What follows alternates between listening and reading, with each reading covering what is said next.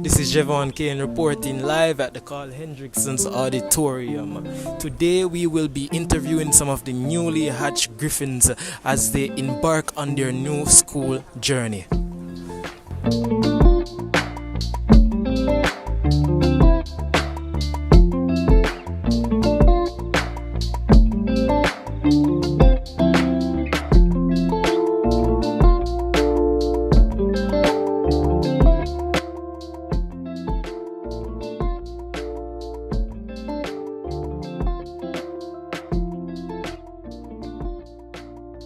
We're here with Mr. McCullough, Karen McCullough. and Alexander McCullough. Alright. So as a parent, Mr. McCullough, what are your thoughts on going into the new school year? Oh, well, it's school, it's JC. There's a lot of opportunity here. I hope I will be with him and make sure that he basically hone his skill here, because it's a college. The best. The best college. Yes, you have two sons go KC, so it's going to be a challenge with him. Oh gosh, man, that sounds like favoritism already. No, not favoritism. But we have to have a balance inside the home, right? Alright, I understand. So how is it that you're going to put your best foot forward in order to get him ready? Help him all the way I can. If you have a challenge, I'll make sure sit with him and make sure that it work out. Make sure that he understand the whole thing, not just the book aspect of it, but the whole holistic aspect of going to high school. Alright. So how was the orientation? Orientation was long, but it's orientation. It's high school. It's not primary school. They expect that most information you want to garner at the orientation, that you can know exactly how to make sure that his interaction in school is good. Principal, straightforward, straight shooter. I like that.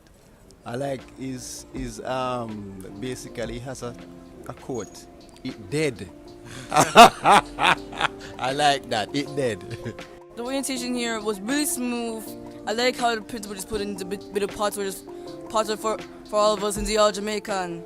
Let me love but Listen. And young McCullough. Thank you guys. JC? JC.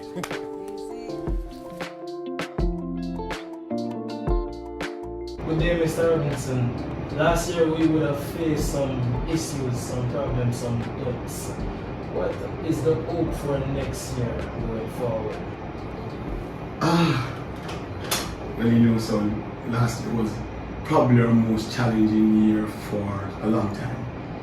We had 5 student deaths, 2 teachers died, and we also lost members of our stakeholdership, the last one being the husband of the PTA president, who is also a JC boy.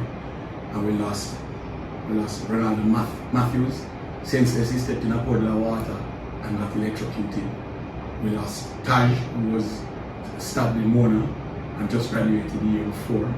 We lost Virgo, who had congenital kidney failure. We lost Daniel Frith, who drowned. And I mentioned Daniel because Daniel was doing so well. And then we lost, just last week, we buried Bradley Hugh, the first farmer with tumor on his brain.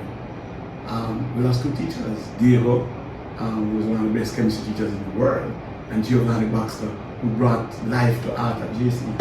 And those were heartrending. They gutted us, and they affected the psychology of the entire school population and all the stakeholdership. So we're still recovering. I mean, last one was last week. We're still recovering. If you notice, this morning the PTA president had to be represented by the deputy. So it is going to be a challenge just to be psychologically prepared. We also lost Miss Southburn's partner. She spoke this morning. Her partner was shot and killed.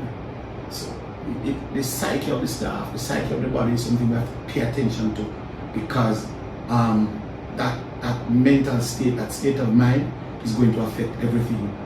So we need to look at, as we go forward, to get help for everybody and to get everybody back on it. I spoke with the councillor just this week. I spoke with Father Canon Allen and getting some professional help for people whose ability to cope would have been shaken by these deaths. that's part of what we have to do going forward next year. Try and work with the psychology of the staff and the students. The other challenge, of course, we faced is the loss of teachers. We've lost 15 teachers. Last year we lost 25. That's 40 teachers in 2 years. And a country that has lost about 3,000 teachers in 2 years is, in a profession, take that kind of attrition would be a body blow, and we need to think on that. We're on our way to filling the gaps. We have a couple to fill before school starts, or certainly during this week. But the challenge with that is that you're interviewing now at the last minute. You're not prepared because you just get resignations. You may have half-baked young teachers coming in who you have to train. You have to look to the market of retired teachers to see how we can help, using any kind of digital media that we can use to fill the gaps. Whatever strategies we come up with, the students must come to school, and school must start, and we have to step off. Part of it is going to be training. Part of it is going to be using, reorganizing the skill set here. I tell Mr. Wang I have to take a class. I hope I don't have to take a class, but that is also possible. In other words, all the skillful methods that we can find, the students must have classes, and we must be prepared to take them there.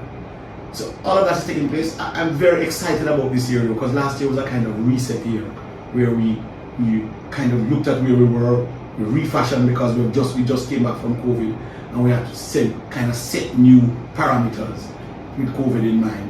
Going forward, the effect of COVID is going to be seen for years to come. I was telling the group this morning that we have boys who come in with 90 averages who can't multiply decimals. And so that's going to be a challenge years to come. But I'm very optimistic, because I feel that we have the wherewithal, having gone through last year, have the wherewithal to take another quantum leap. So we're in it, and we're very optimistic, we're upbeat. It's going to take us a couple of weeks to settle down, and we want to hit the road running as fast as we can.